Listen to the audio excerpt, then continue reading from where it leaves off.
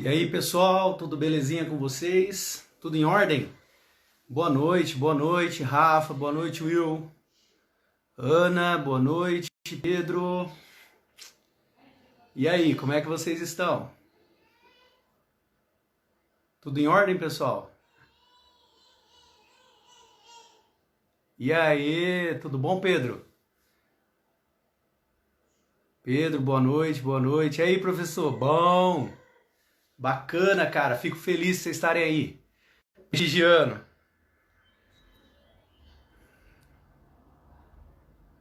tá? Deixa eu procurar aqui o senhor Gilberto, tá aqui. Boa noite. Tá meio quente aqui, apesar de estar frio. Tá lá, tá entrando. Oi, Lori. E aí, quanto tempo? Saudade, cara. Boa noite, boa noite, boa noite. Fala, Igor, grande chefe. Éder. Eita. Pessoal, tô me adaptando. Como é que é a cena? Puta, assinei. E aí, pessoinhas? Como é que anda a casa de vocês? Como é que tá essa quarentena? Vamos lá, que acho que não tá dando certo a conexão do. Aí. Fala, meu irmão, doutor Diego, parceirão. Se agora dá certo pro Gilberto entrar. Fala, grande mestre, tá me escutando aí de boa? Fala, brother. Mais ou menos, mas agora eu tô escutando bem. E você, tá me Bom, escutando? beleza. Eu tô, cara, só que eu tô. Eu vou. Só um pouquinho que eu vou ligar um ventilador aqui que eu tô suando todo, cara. Enquanto isso, olá, boa noite a todos, queridos. Igor, meu querido, parabéns mais uma vez, Carlos Igor, meu amigão, amigaço. Obrigado pela participação de todos, meus amigos professores do Classe A e de outras instituições. É isso aí, é Fala, nóis, Matheus. Matheus. Ó, o Matheus E aí, aí, tudo Ceará. bom? Tá preparado, Cara, olha, eu Thiago? vou te falar, hein? Vou te falar. Opa, chegou a Ó. chefa. E aí, Valéria, boa noite. Boa noite, boa noite. É, Galera, olha só, cara, quando eu fiquei sabendo que essa live ia ser entre nós, cara, pô, eu fiquei muito feliz. Fiquei feliz eu mesmo. também. Cara, eu Na tô desde. verdade, Ó. Fala aí. a minha live ia ser com outro professor, mas eu já tinha em mente fazer uma parada assim junto com a biologia, porque as pandemias e epidemias, que é o nosso tema de hoje, ela tem uma relação muito intrínseca com a história, né? E se Com você pegar muitos certeza. historiadores, você não vai, eles não vão saber o que de fato provocou essas epidemias e pandemias, o que de fato Sim, elas têm a ver com a história propriamente dita, né? E aí eu falei, eu vou ter que chamar sim. aquele rapaz dos olhos claros, lindo e maravilhoso, meu amigo Tiagão. O Tiagão, para quem não sabe, galera, eu trabalhava em outra instituição quando ele começou a dar aula, assim, timidamente, e foi aí que a gente formou a parceria no Classe A, quando eu tive a grata surpresa de saber que ele estava indo trabalhar lá, e agora estamos juntos, graças a Deus, é isso aí. 2016, né, Ceará? Exatamente, 2016, cara. 2016. É. E Massa, aí, né? Tiagão? E olha, cara, e acho que todos os anos coincidiu os nossos horários, né? Então a gente interagiu praticamente todos os anos, desde 2016, cara, e foi massa. Com toda certeza. Beleza, eu queria agradecer rapidão ao Colégio Classe A, sempre me acolheu aí de portas abertas, grandes oportunidades, a Valéria por essa oportunidade, tá? Muito feliz mesmo em estar contribuindo dessa forma, numa primeira live, né? Olha aí. Isso é verdade, né, cara? Mas enfim, fala aí, se você já quiser meter bala, ó. Bom, na verdade, eu tinha em mente, você sabe muito bem, de começar com um vídeo do Titãs, né? O Pulso, que, cara, Pode. fala tudo sobre a nossa atual conjuntura em todos os sentidos, na conjuntura de política, na conjuntura de sociedade, na condição da saúde pública e de todos os fatores que a gente pode assim colocar num liquidificador e bater, que é a questão da saúde. Ela mexe com toda a estrutura. E se a gente perceber bem, a saúde pública, a saúde no contexto geral, ela está muito ligada à condição econômica e política, né? E aí, quando eu fiz a ideia de colocar o vídeo, a ideia era de, mostrar mais ou menos qual que é a realidade, que é essa aqui, né? Ó. Massa, massa. Manda bala. Vê se o pessoal vai conseguir escutar aí. Ainda pulsa.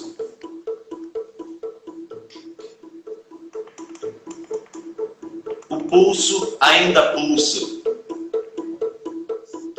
Olá, somos. Peste bubônica, câncer, pneumonia.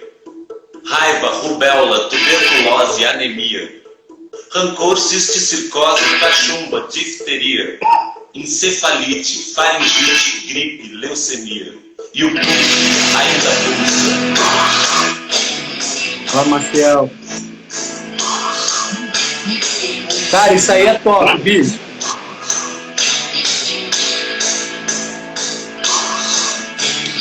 Hepatite, carlatina, estupidez, paralisia. Toxoplasmose, sarampo, esquizofrenia.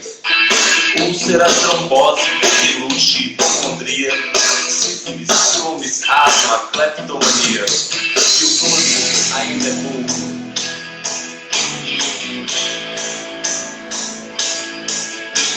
O corpo ainda é pouco.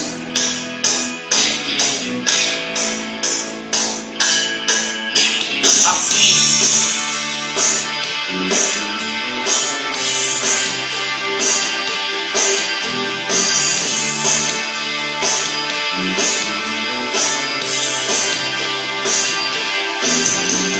Reumatismo, raquitismo, cistismo, arritmia, hérnia, pustulose, tétano, hipocrisia, brucelose, febre tifoide, atherosclerose, miopia, catapora, culpa, Vou cárie. superar isso aí, Igor. Ainda pulsa.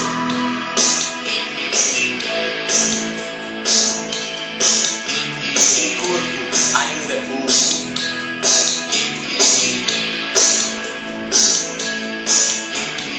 Fala, José Roberto. E aí, Betão?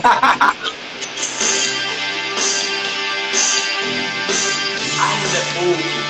A mãezinha aí, ó.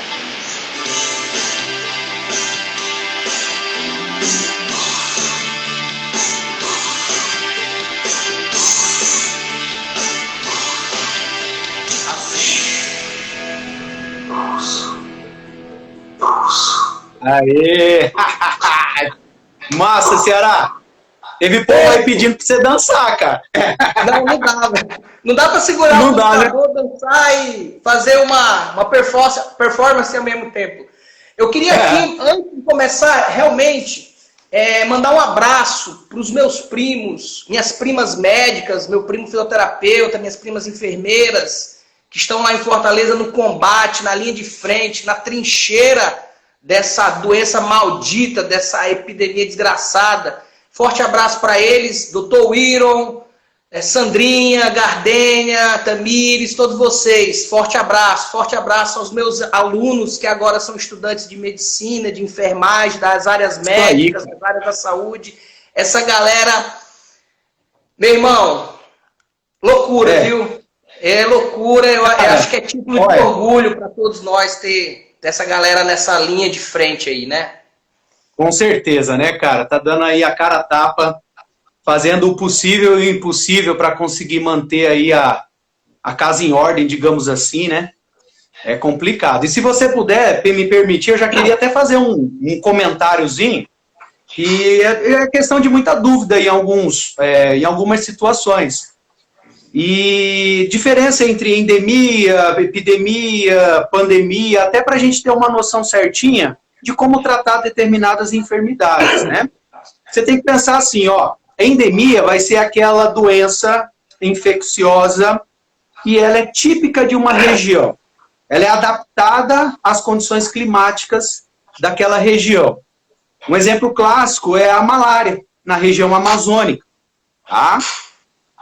Aí a epidemia é quando a gente tem um avançar muito grande de uma determinada doença, certo? Normalmente ela leva um número maior de óbitos, né, no currículo, tá? Pandemia. E aí ela acaba depois tendo uma queda brusca, mas ela se mantém em algumas regiões, ela não chega a disseminar tanto.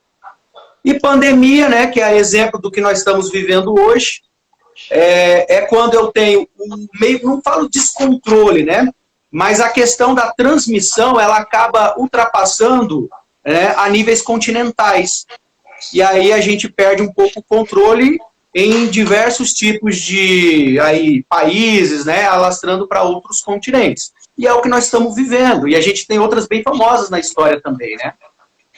É verdade.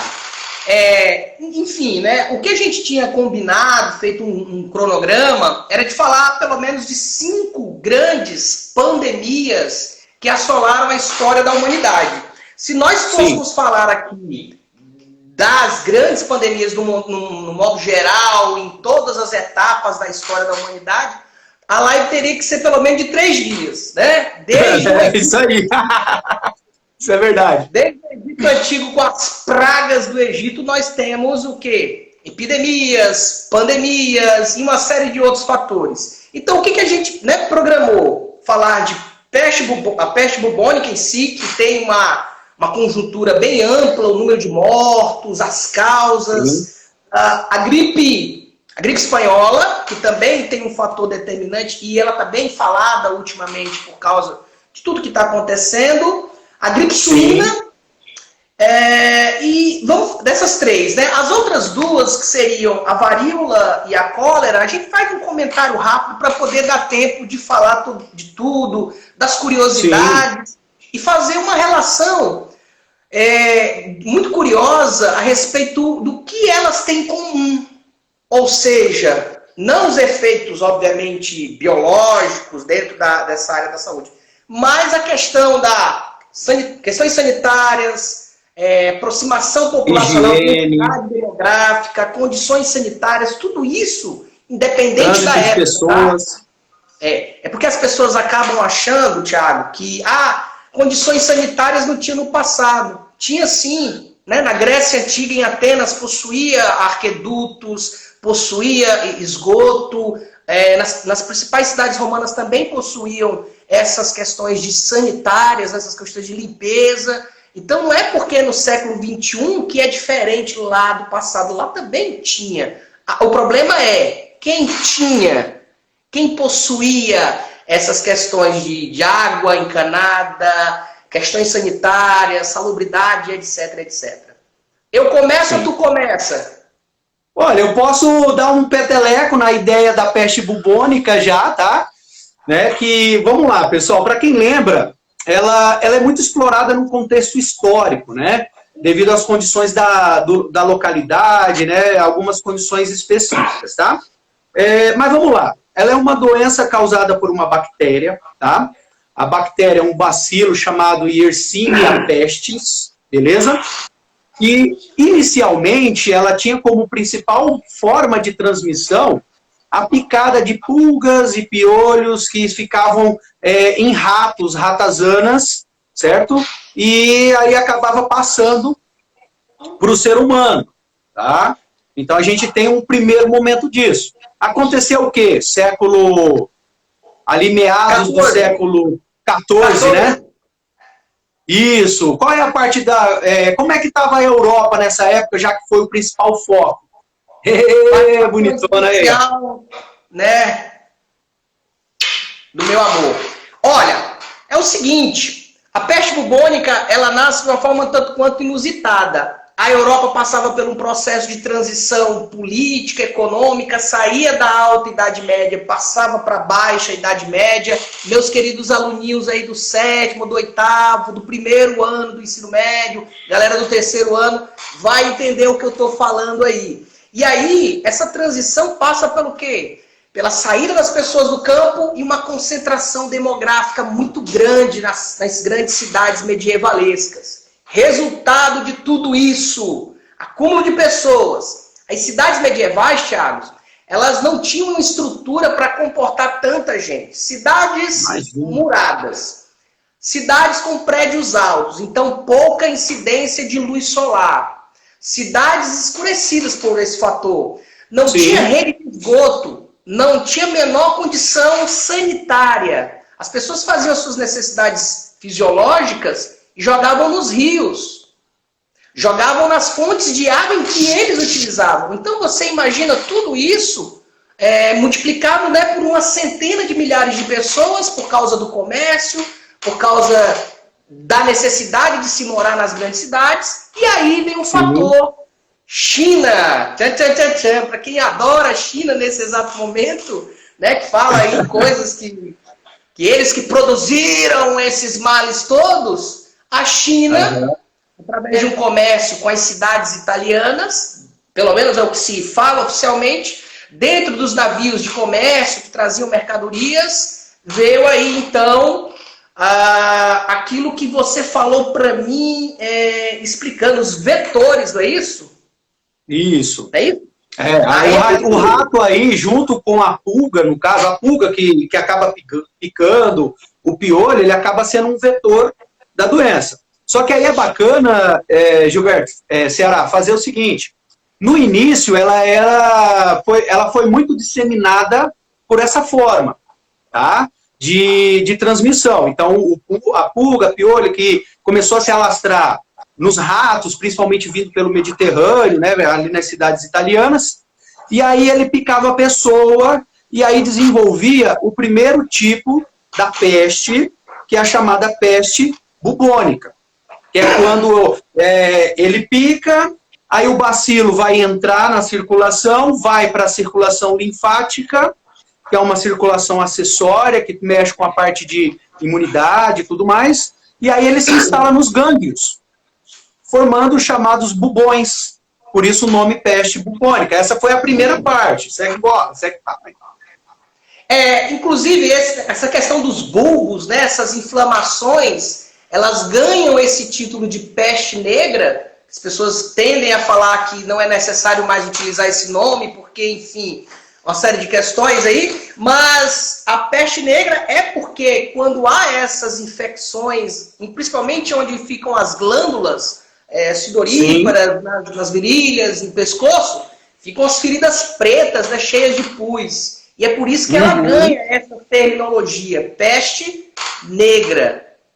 Sim. É isso aí. E essa parte, né, que se instalava ali nas axilas e tal, eu estava lendo uns artigos que eles falavam que chegavam a chegar o tamanho de maçãs, né, de tão grande que ficava. Vou até responder a pergunta do Pedro aqui, ó, a peste matava em quanto tempo, mais ou menos? Segundo relatos, né, de alguns artigos, ele tem de 2 a 5 dias da forma mais grave, tá? Variando até 7 dias, poderia estar ocorrendo a morte do indivíduo, tá? Bom, bacana. Outros fatores também aumentaram consideravelmente esse número de mortos, né? Não é só a questão da doença em si, mas, por exemplo, a ausência de políticas públicas sanitárias, e isso, falar que não existia política pública no período medieval é um puro de preconceito, porque nós tínhamos estruturas que se formaram com bases nessas ideias.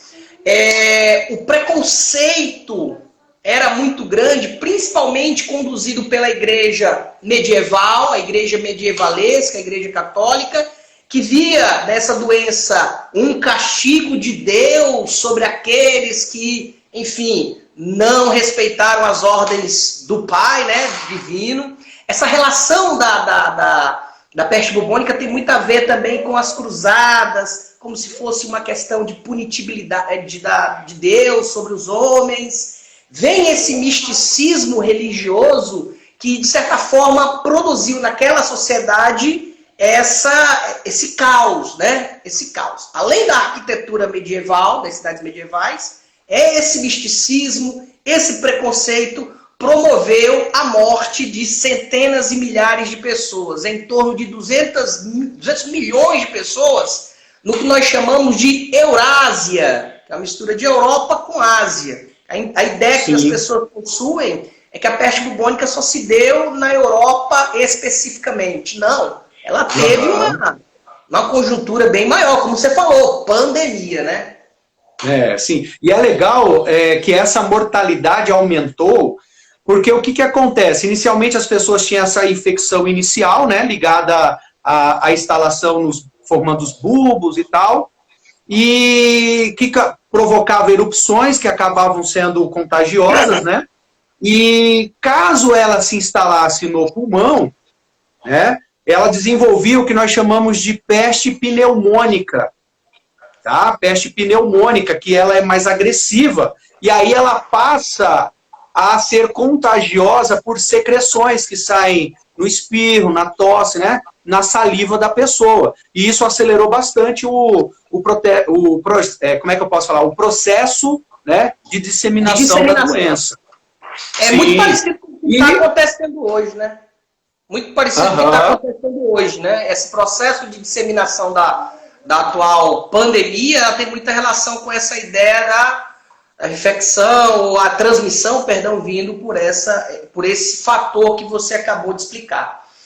E aí tem até um assunto que eu queria até perguntar para você, rapidão, antes de a gente encerrar essa parte. Eu estava lendo num artigo que falaram que era muito forte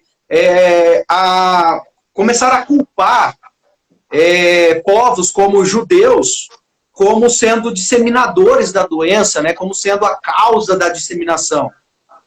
Na verdade, o que acontecia na Europa? Havia um clima de tensão entre monarcas, igreja, o crescimento da burguesia, o crescimento do comércio, e a Igreja Católica insatisfeita, porque ela via o poder dela, que estava concentrado em suas mãos na alta Idade Média, se distanciar, ela perder credibilidade.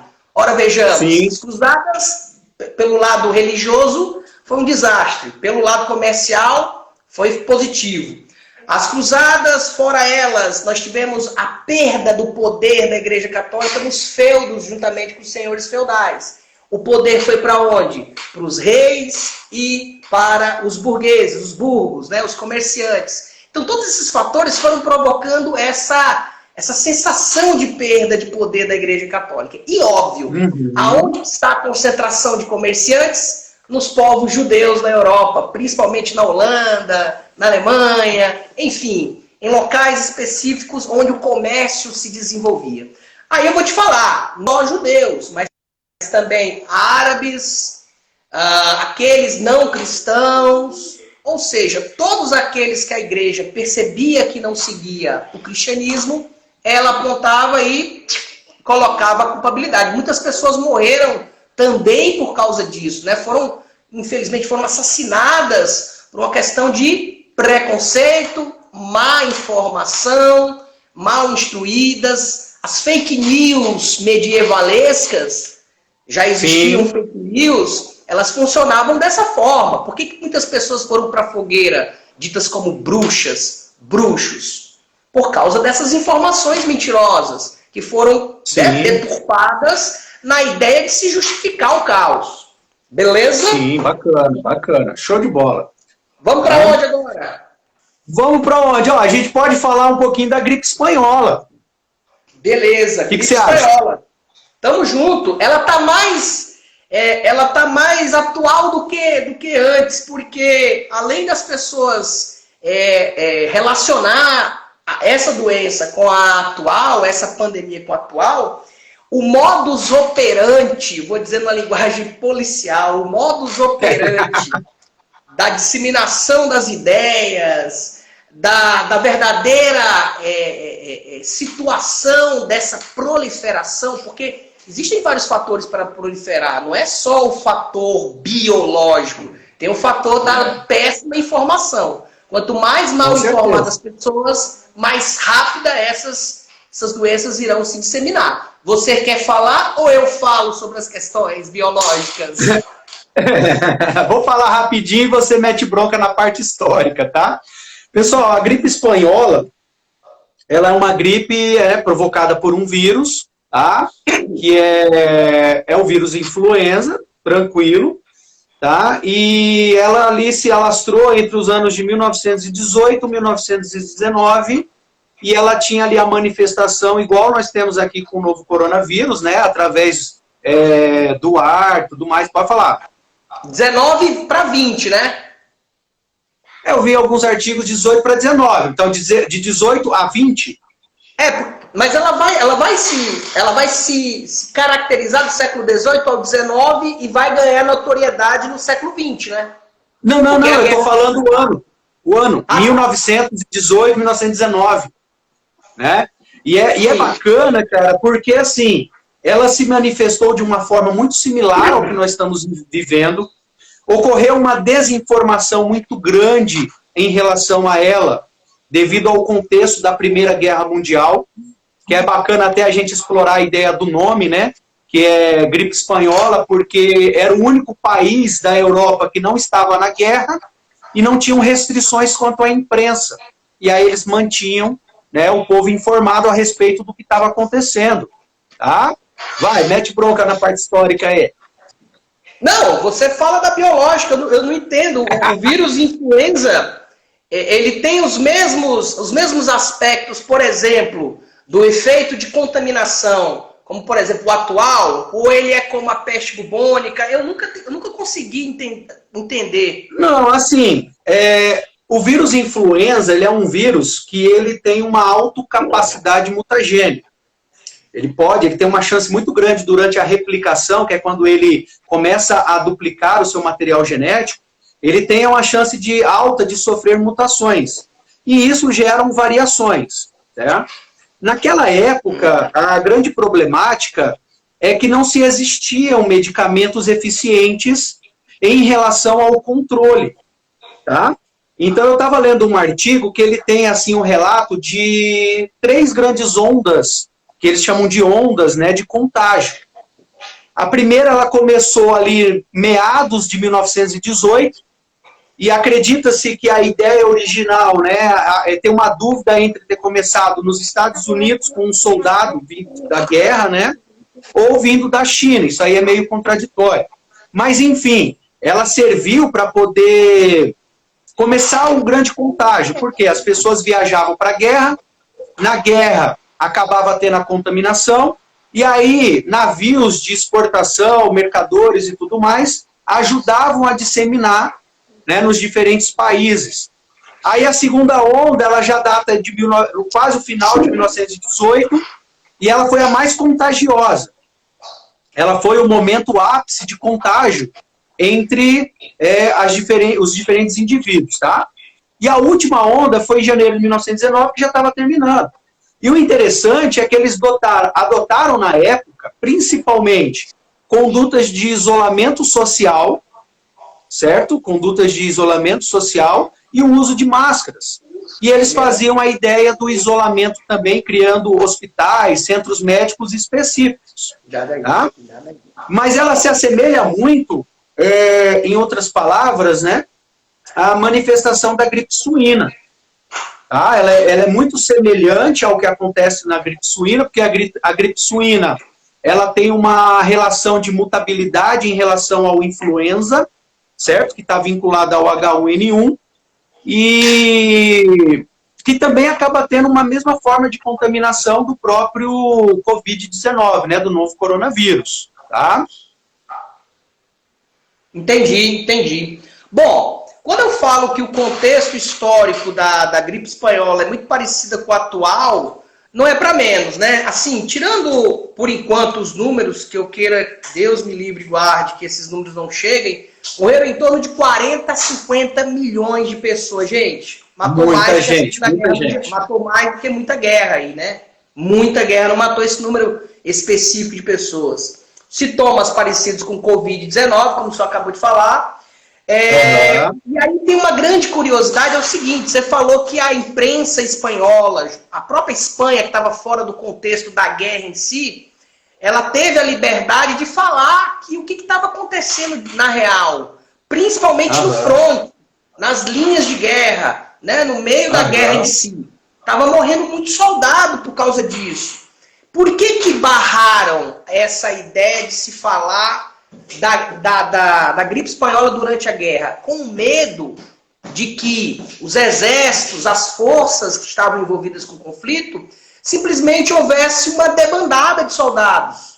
Porque, eminentemente, obviamente, quando você sabe que tem uma pandemia que pode ser transmitida pelos efeitos que você falou, o ambiente de trincheira, o ambiente de guerra é o mais adequado para essa coisa proliferar. Então, para se evitar um caos maior do que a própria guerra, que seria a debandada de exércitos e de, enfim, pessoas relacionadas ao conflito, tentou-se se evitar ao máximo que essa notícia se espalhasse. Foi quando os soldados norte-americanos voltaram para os seus estados de origem.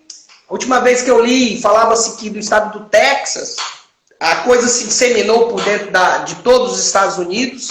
E dentro dos Estados Unidos, olha que coincidência com a atualidade. É por isso que eu amo a minha disciplina, Thiago. Porque ela se repete várias vezes com outros atores, em alguns contextos diferentes, mas é muito bacana. Olha só.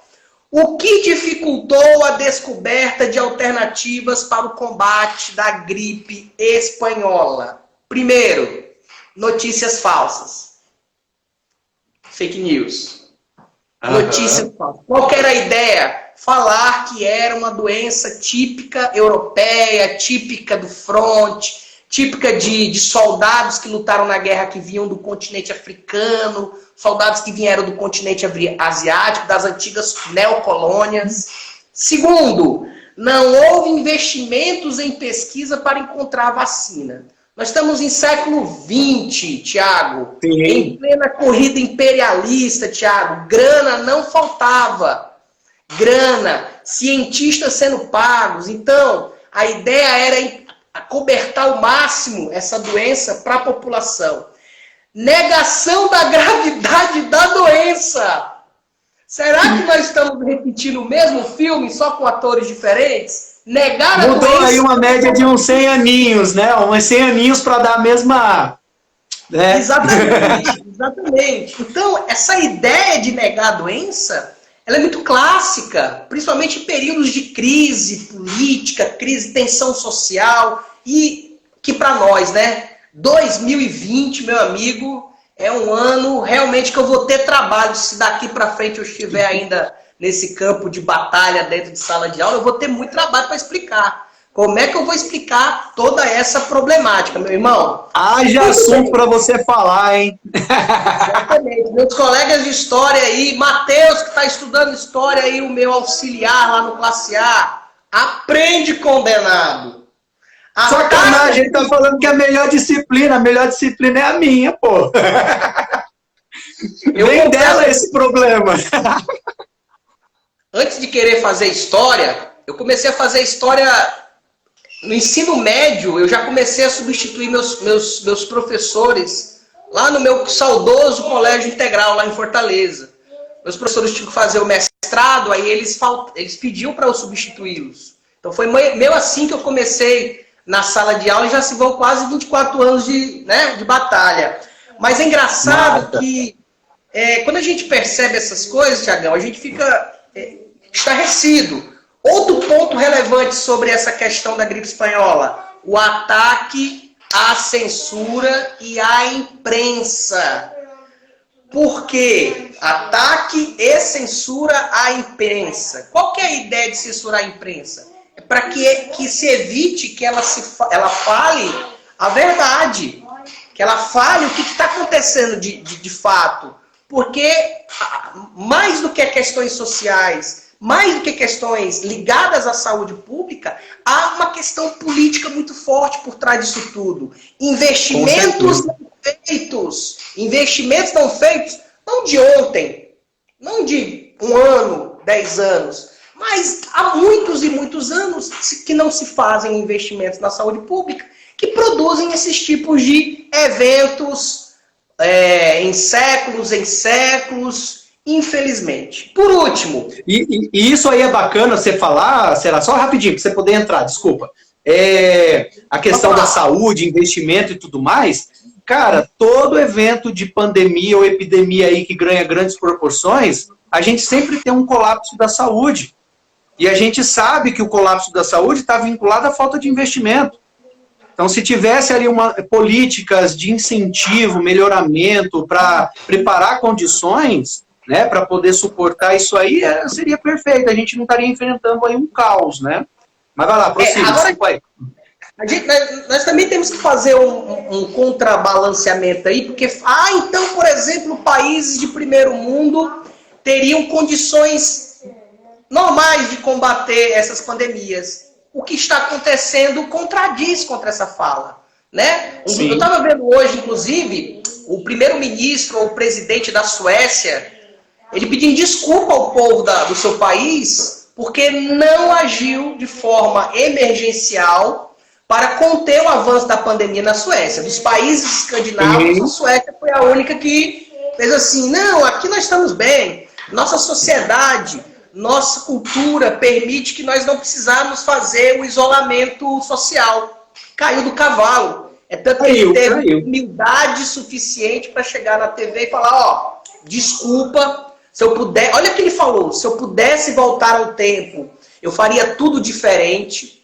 faria tudo o que está acontecendo agora com as políticas de enfrentamento, de precauções, etc., eu estaria fazendo, porque morreu em torno de 1.000 suecos, 1.000 e poucos.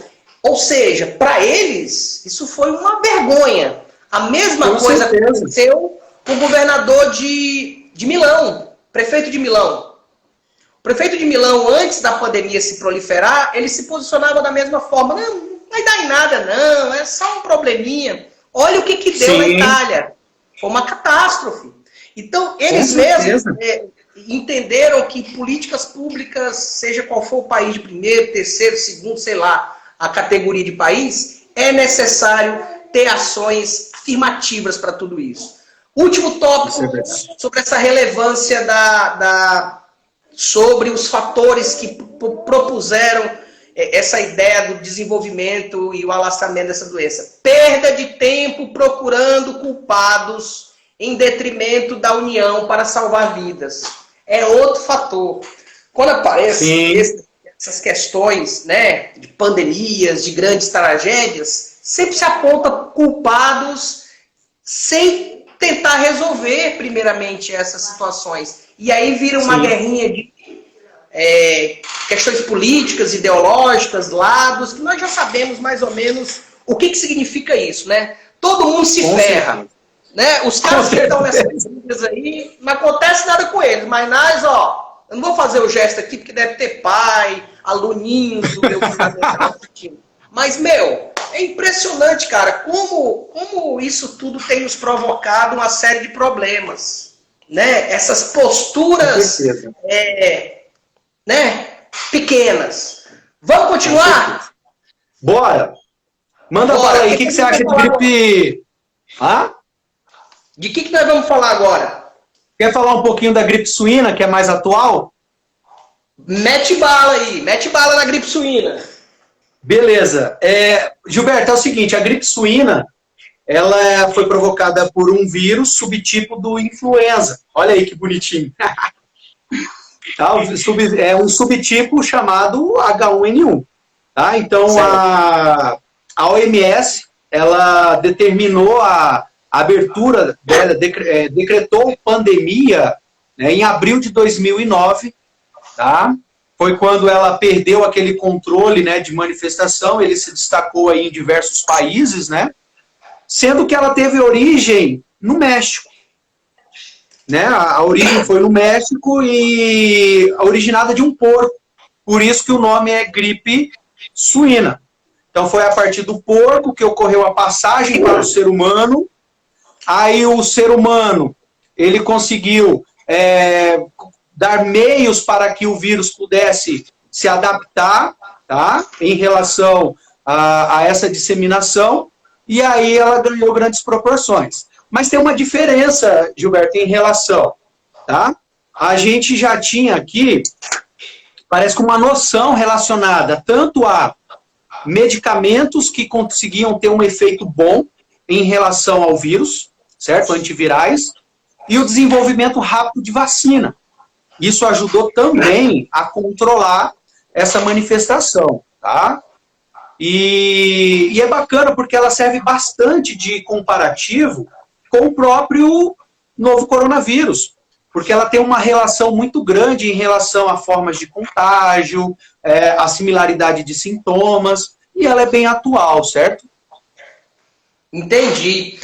Você falou México, eu lembrei que quando ela explodiu, né, e o governo norte-americano, ele simplesmente proibiu a entrada de mexicanos pela fronteira, e aqueles mexicanos que viviam, né, como são milhares que vivem no lado americano, norte-americano, sofreram com preconceito, essa visão conservadorista que a doença está ligada à concepção étnica local. Sim. Isso promoveu uma série de fatores, de problemas lá nos Estados Unidos nessa relação social. Né? Além dessas questões sanitárias, o Thiago, eu fiquei muito curioso uma vez que você falou para mim na questão do vetor. O porco seria o animal que carrega esse vetor? É isso ou eu estou equivocado na minha palavra? O porco aí ele ia servir mais como um reservatório natural. Sim. Seria um local, um animal teoricamente silvestre, um pouco mais rural, digamos assim, que ele serviria como um reservatório natural que por alguma situação acabou passando ao ser humano. Se a gente for chamar ele de vetor, tá? Ele iria estar sempre passando para as pessoas como disseminador da doença. E é diferente, a gente não tem ele como um elo para acontecer isso. Uma vez a pessoa com o vírus, ela vai passar para outra e aí vai tendo, né, as formas de transmissão e contágio se aumentando. Eu até tinha visto aí, alguém comentou a respeito da gravidade. Realmente, o efeito da gravidade da gripe suína H1N1, ela é mais forte que o novo coronavírus. O problema do novo coronavírus é que ele tem mais um público específico e relacionado um pouco à ideia de comorbidades, certo? Tá? Mas aí, quando eu comparei, eu falei sobre a transmissão. Existem dados, né, que amparam que o H1N1, ele consegue, uma pessoa infectada, ela consegue passar em uma média de para uma ou duas pessoas, dependendo da situação. Já comparado ao novo coronavírus, já essa média aumenta para 3. Então, a forma de transmissão, ela atinge um público maior e isso se torna mais prejudicial quando a gente fala de contágio, né? Principalmente quando a gente está em condições de transmissão comunitária, que é quando a gente não sabe mais de onde veio, como pegou, de quem pegou, tá? Cara, como é interessante essas coisas, hein, bicho? Na moral, eu ficar curioso mesmo. Escuta, a H1N1, a gripe suína, ela foi combatida de que forma? Ou ela foi controlada? Inicialmente a OMS ela recomendou as chamadas barreiras sanitárias, certo? Então, praticamente, os locais de entrada nos países sofreu ali condições mais preparadas de verificar as pessoas que estavam chegando. Inclusive, o primeiro caso no Brasil, ele aconteceu lá no Rio Grande do Sul, né? E ele relata acho que foi uma mulher, se eu não me engano, que veio de fora, de um outro país. E aí chegou a manifestação no país. Beleza. Aí teve uma ampla campanha de vacinação. Essa ampla campanha de vacinação, ela começou com, inicialmente, grupos prioritários, mas aí eles perceberam que não tinha um padrão associado a apenas grupos prioritários, mas ela acabou abrindo um pouco maior aí na população. Tá? Então, praticamente, o que ajudou a controlar foi as medidas de prevenção, né, quebrando aí o elo de disseminação da doença. Basicamente foi isso, né? Entendi. Tem uma fala aqui do aluno Pedro.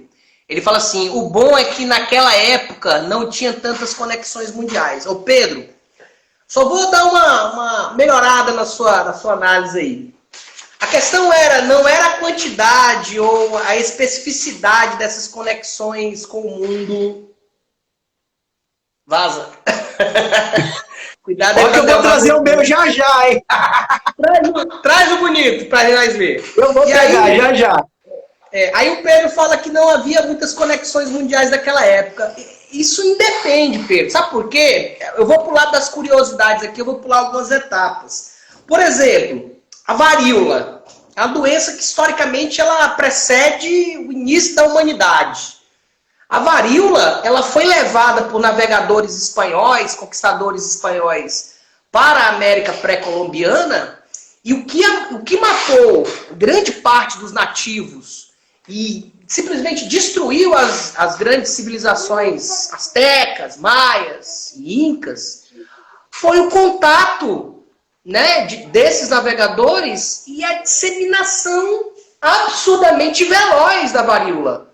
Né? Doenças sexualmente transmissíveis, você acha que não tinha? Tinha demais. Então, bastava uma relação para que a coisa se disseminasse. Também por quê? Porque, de acordo com a cultura das populações nativas, não existia monogamia. Poligamia era uma coisa muito comum. Então, imagina só, tirando a varíola, vou falar de outros, né? Essa coisa se multiplicou de uma forma muito rápida, né? Muito bárbara. Então, o que matou... Tem alguns historiadores que citam, né? O que matou muito as populações pré-colombianas, populações nativas da América, não foi só o fogo, a bala, né? A espada do conquistador. Foi o preconceito e foi também as doenças, né? As doenças mataram quase que por igual essa questão da violência empregada pelos conquistadores. E não é só isso. Ainda nessa fala do Pedrão, independente da época, basta um, né? Basta um contato para proliferar. Com certeza. Isso é uma máxima, sei lá. Ah, sim, é só a gente ver nosso contexto atual. Se a gente tomasse medidas corretas de acordo com as recomendações, uso de máscara ao sair, lavar bem, fazer higiene das mãos, né, com água e sabão, fazer o uso do álcool quando em contato com coisas públicas, né? Isso daí ajudaria muito. Então, eu fazendo a minha parte, eu posso prevenir de transmitir para várias pessoas que estão ao meu redor. Aí o que a gente vê é muito contrário em relação a isso, né? Seria uma forma muito bacana da gente poder controlar isso daí. E até ia falar um pouco nisso, Ceará, que o novo coronavírus, ele é baseado numa família de corona, né, digamos assim, de coronavírus, e eles foram identificados desde 1960. Então, desde 1960 que eles têm episódios de situações que estão relacionando contágios com humanos. E, para você ter uma noção, existe uma média ali de umas 6 variações, tá, de coronavírus, que tem a capacidade de sair de reservatórios naturais, tá? E acredita-se que ela está muito vinculada ao morcego em relação a isso, tá? E elas têm a chance de passar para o ser humano, e o ser humano tem condições de fazer com que o vírus se adapte ao organismo, né? Do hospedeiro, que seria o ser humano. E a nossa agora, o novo coronavírus, ele é a 7ª versão. Tá? Então, ele é a 7ª. Uma coisa que preocupa muito é que ele tem uma capacidade muito grande de contágio. Ele pode não ser, de um primeiro momento, extremamente mortal, mas ele tem uma capacidade muito grande de ser disseminador da doença, certo? E ele tem uma capacidade muito hábil, digamos assim, de sofrer mutações, elas são aleatórias, mas a chance de ocorrer é maior, e gerar variações que podem se tornar mortais, por exemplo. Certo? Em quem Thiago, deixa eu te tirar uma dúvida, baseado no que você falou aí. Deve ser muito curiosidade da galera que está assistindo. Né? Muitos falam, né, a respeito dessa manipulação do vírus, da bactéria, em laboratório. É possível produzir um corona ou manipular o corona para que ele se torne uma arma química, uma arma bacteriológica? Uma guerra bacteriológica? Olha, de acordo com o que fazem a respeito de terapias associado ao uso, né, de algum determinados vírus, tá? No que a gente chama, por exemplo, de terapia gênica, terapia genética, onde a gente consegue usar vírus que não são nocivos a ponto de causar enfermidades, e a gente consegue misturar material genético ali e tentar resolver problemas relacionados à nossa saúde. Se eles conseguem fazer a manipulação nesses indivíduos, quem dirá um indivíduo que ele pode ser tá, usado como uma possível arma biológica, por exemplo. Entendi. Tá? Isso daí é bastante curioso, tem que relevar, sabe? Não que a gente está falando que ele é uma arma biológica, não. Sim. Né? Mas tem condições. Pode ser feito.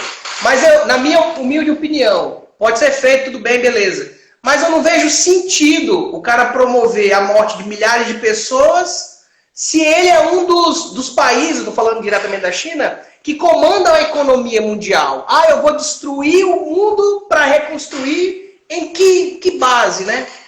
A base de quê? Porque eu vou ser o dono da indústria farmacêutica e eu vou ganhar dinheiro com isso? Com o mundo completamente destruído? E outra, a China, juntamente com os Estados Unidos, elas são campeãs mundiais dessa produção de tudo que você possa imaginar. E para quem acha que os Estados Unidos e China não se relacionam, é água e óleo, ou é porque um é comunista e o outro não é, isso é uma bobeira, de uma ignorância absurda. Os Estados Unidos dependem muito do que é produzido na China. E a China depende muito do mercado norte-americano. Então isso funciona para tudo que é lugar. No caso do Brasil.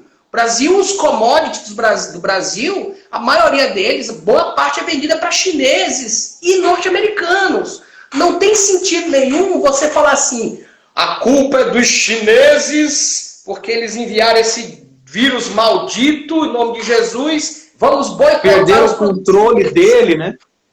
Você vai andar pelado, Thiago, se você boicotar os produtos chineses nessa perspectiva. Vamos voltar à idade da pedra, do fogo. Que praga, Ceará, Deus o livre. Só quem ia gostar de me ver nessa situação era o Carlos Igor. Meu querido. Olha aí, Igor. Eu aproveito até para dar um abraço para a gurizada que está mandando mensagem para nós. E eu não consigo responder e ao mesmo tempo interagir, assim, senão vão ficar cortando, né? Cara, mas agradecer de primeiro momento aí a participação da maioria, a gente tá vendo bastante aluno aí. Inclusive, eu vou até usar esse tema que nós estamos conversando para colocar questões para o terceiro ano e cursinho, certo? No próximo simulado, tá? Para ver se eles ficaram mais ou menos por dentro. Bom, vamos ver o que vai acontecer, né? O Cisco aqui está perguntando por que não tem a carne assada. Porque era outra coisa que eu ia fazer, uma surpresa. Toda a estrutura que eu fiz aqui no meu escritório, eu ia fazer lá na área gourmet, Thiagão. Assando carne. Pô, aí você ia provocar uma briga de um monte de gente, cara. Então, só que deu um problema. O cara não acabou o serviço lá, o pedreiro não acabou o serviço que ele tava para acabar, tá sujo lá embaixo. E outra coisa, nego, tá frio pra caramba. O Cearazinho não pode frio. Cisco, eu sou grupo de risco, mano. Eu já tô acima dos 42, sou hipertenso, tomo remédio pra pressão. Não posso. Tá? Deixa pra próxima. Ô, Ceará, você permite eu pegar meu gurizão rapidão, cara, um pouquinho? Hoje ele tá fazendo um ano, cara. Hoje é o dia de aniversário de 1 ano. Oh, meu Deus. Pega o garotão lá, rapaz. Vou pegar. Peço licença, pessoal.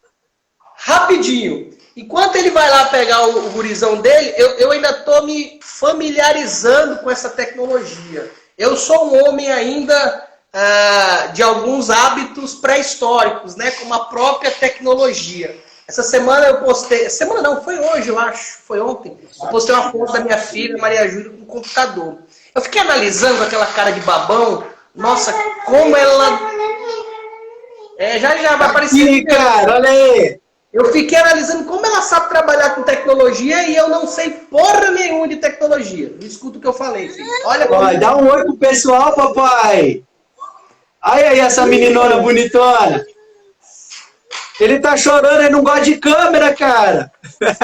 O bicho é bonito, hein, rapaz? Gurizão bonito. Parabéns pelo filho. 1 ano já, cara. 1 ano. Parabéns pra ele. Muita saúde, que Deus abençoe ele, a família dele. Que Deus proteja. Aí, ó, vamos soltar um sorrisão, ó. Tá cortando. Deixa eu passar ele pra mãe dele.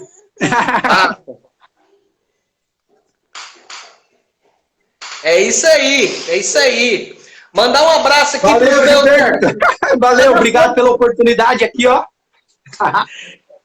Mandar um abraço aqui para os meus colegas que eu admiro demais, que eu deixei de falar deles, mas agora eu vou falar. Eu quero mandar um abraço e dizer que é um camarada que mora no meu coração e não paga aluguel. Um camarada chamado HB. Muita saudade dele, tá? Porque nesse nosso isolamento a gente perde o contato das pessoas que a gente gosta.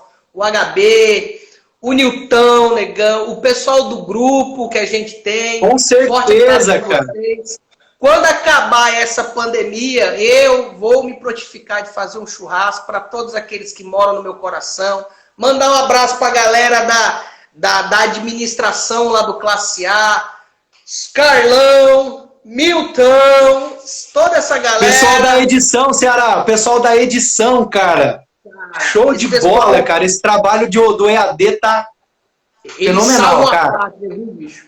Ó, e também sem muito jogar luz, mas falando de forma sincera, e parabenizar também o pessoal da coordenação pedagógica, o pessoal que, nossa, tá se matando mesmo nessa ideia de levar aos alunos o conhecimento, não deixar a peteca cair. A minha coordenadora Eli, a Letícia, ao Igor, Igor. Nossa, tá... o Igor é um amigão, cara. Os caras, admiro ele. Show de bola, bicho. Show de bola. Tem palavras. Meu amigo, estamos acabando. Tem mais alguma curiosidade? Não, eu queria também, né, agradecer a presença. Eu tenho bastante familiares aí, olhando alguns familiares. Um abraço a todos. Eu tenho amigos da época da caserna, que entraram aí para prestigiar. Tem os amigos da escola, tá? Professores, o Cisco, amigão meu, o Igor, tá? O Carlos Igor.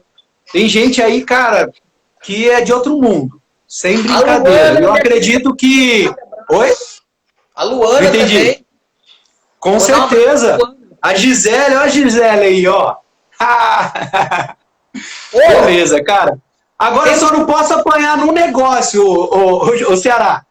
É o seguinte, quando eu encerrar essa live, eu não posso perder o momento de gravar, que eu nunca fiz isso, entendeu? Então tomara que eu não... Então, bicho, é minha primeira vez também, eu estou debutando nessa nova prática e live. Lembrar, cara, que o Joãozinho, mandar os parabéns pro nosso amigo João de Matemática, o novo mestre da cidade. Joãozinho, com certeza. Você é o cara. Parabéns. E aos alunos, né? E aos alunos que entraram para prestigiar. Tá? Com certeza. Uma galera... Nossa, isso foi máximo, né? Beleza, o pessoal agradecendo. Mandar um beijo pra minha mãe. Olha aí, meu irmão, ó, primeira vez dos dois, ó. Meu irmão é esse doutor Diego. Um dia eu queria dar a oportunidade de dar uma palestra para alunos do terceiro Taval, olha aí. Ele é médico pediatra, é médico do esporte, e ele tem aí um amplo conhecimento que poderia criar um estímulo em relação aos alunos que querem medicina ou área de saúde, né? Isso seria bastante bacana, tá? Então fica aí talvez numa oportunidade futura, tá participando, beleza? Pois então tá, mandar um abraço final e um beijo, é claro, para minha italianinha, Valquíria Foglia, meu amor, eu te amo! Ti voglio tanto bene! Massa! Cara, um prazer demais ter tido esse momento com você. Foi top. Obrigado mesmo. Saudações tricolores, meu irmão. Tamo junto. Show de bola, certo? Alviverde. Um beijão a todos. Abraço, meus amigos. Abraço, tchau. Obrigado. Até mais, galera. Tchau.